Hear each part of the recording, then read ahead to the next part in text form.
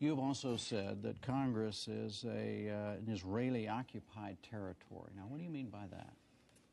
I said on the McLaughlin Group in response to a question, Jim, they said, do you think that the Congress of the United States will resist this demand for further aid? I said, threw out a crack I'd heard.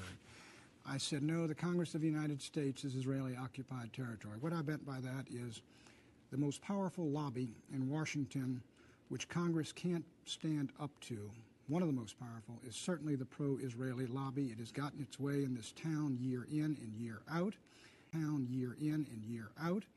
and I don't think the automatic votes of the Congress of the United States for $3 and $4 billion worth of aid to Israel are necessarily in the national interest of the United States. And that comment, which is to ridicule the subservience of the Congress of the United States, is perfectly valid.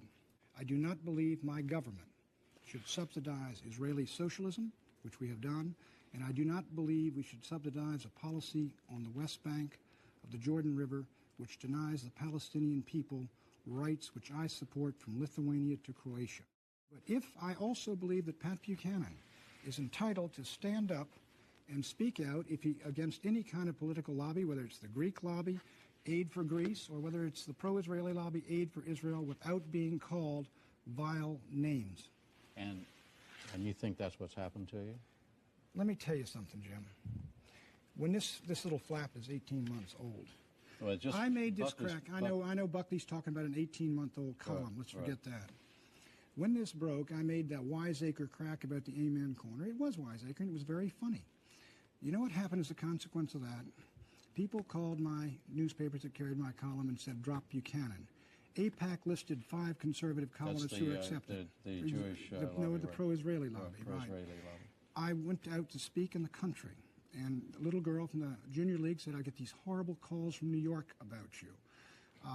There are individuals who are pro-Israeli, go around the country and speak in synagogues and say, call CNN and get Pat Buchanan taken off the air.